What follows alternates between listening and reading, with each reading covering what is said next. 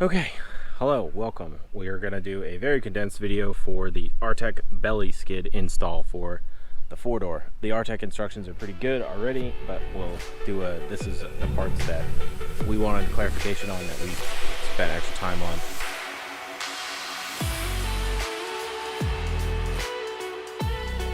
Alright, so here we are under the green machine. We're going to take the gas tank skid off, and you can see that is quite dented to heck there. Big scratches there. Say hi. Hi. Nailed it.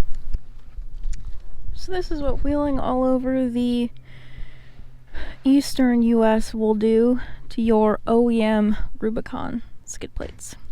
So my Jeep is a 2018, but it's an earlier model year. It was built in mid-late August sometime.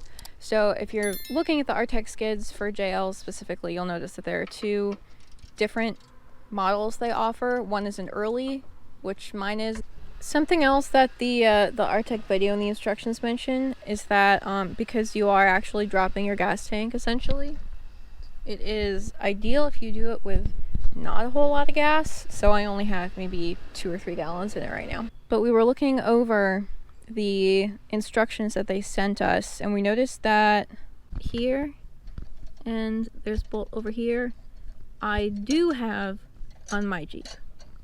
So far the worst part of this, and I think it will stay the worst part of this, is removing the existing skids. Let me show you what Chaz has to do. Angle grinder time.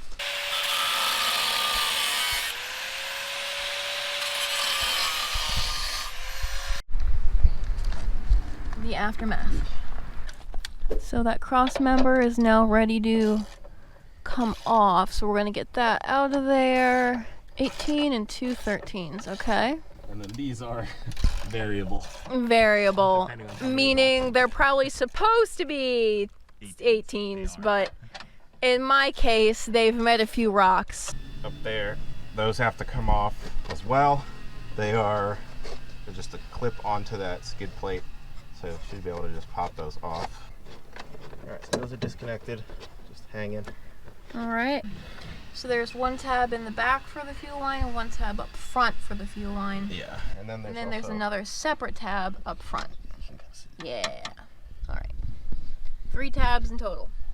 Because my skid was so utterly caved in, it was really difficult for us to snake the straps through.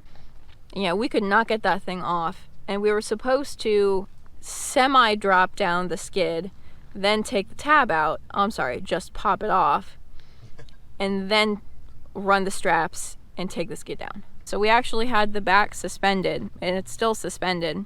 Yeah, now we got it. And then Chaz took down what was holding it up in the front, was able to run the strap, and now the front gas tank is strapped up, but the front skid is free. There's one jack holding up the whole gas tank skid. We've got the 2 straps. There's a yellow one and there's a black one there. Okay. Once the yellow one was in place, we ran the black one and just kind of slid it down. So we are ready to lower and then move on. The moment of truth. Oh, big success. This is what success looks like. All right, gas tank is strapped up.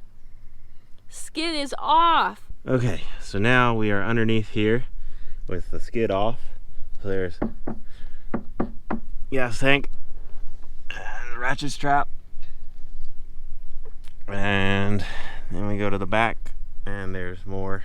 And there's our other ratchet strap, which I think we got just behind that 4th hole, which is perfect because that means we don't have to move it. 1, 2, 3, 4. So we're now at the point in time where we can start installing things. We're currently working on a 15.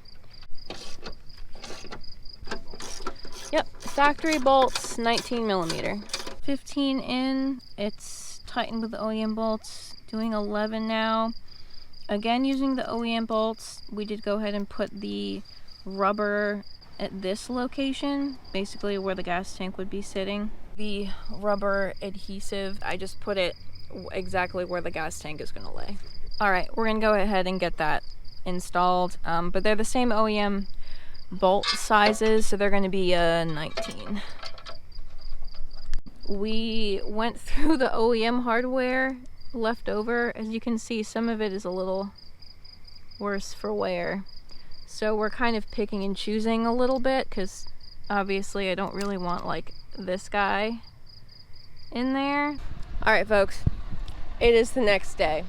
But with that said, I'll give you a tour of what we did yesterday, just so you can kind of see in the daylight. And then we're gonna keep going with the transfer case skid. So we've got, here's the gas tank, here's the strap, this is 15, I believe. And then over here, this is 11, and this is that strip of rubber that the gas tank is resting on. We've still got it strapped up until we get the transfer case skid in here. That's the next order of business. The instructions only say to basically just put 2 bolts in, tighten them down. Yeah, that's one of them, and then that one. So, I mean, I guess you could do that, but for insurance purposes, we put in 4, it looks like. Yeah, 4, just to make sure they all fit too.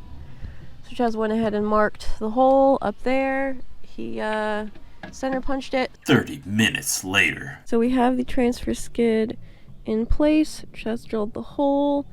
So it's not tightened down, it's just kind of sitting in place. And then we've got this bracket here. Yeah, this is part 10. These two sides are parallel, but this side is not as elongated. That slightly elongated edge goes under here, so it lines up with those. And you can see now the holes are kind of in line with each other here. Yeah.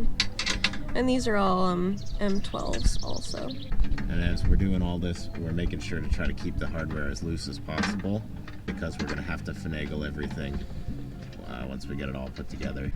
Just put that on with one of the OEM bolts. There's one on the other side as well. Those are very loosely tightened. All right, so there are a couple brackets that are on up front. Yeah, kind of these motor see mount them ones. A little bit. Yep. We just went ahead and put those in place. Instructions for those are pretty simple. The one with 2 holes goes on the driver's side, and the one with 1 hole goes on the passenger side. One larger hole, I should say. Yeah, and all of the lips face out and or down. Yeah. So moving back to the gas tank skid, it's finally time. The instructions recommend just putting a little bit of tape on the inside to keep these from moving around. So once the skid's in place, we won't be able to get to the other side. So the tape will just kind of keep moving around. The bolts that we put the tape on actually go towards the back of the Jeep. So this is the orientation it would be in. So this is the front of the Jeep. This bolt comes out because it's gonna sit in that channel there. Yeah, so it slides in actually. Yeah, it kind of slides in. And they say you loosen this, but keep it engaged. And the bracket here, which is part 15, goes up to the frame, so the skid is sliding between the washer and that metal. Yeah. So top down, it'll be part 15, skid, and then washer, and then the bolt, in that order. Sometime later. At this point in time, everything is tentatively on. We're not gonna probably film a whole lot more. All right, thanks for watching, everybody. Bye.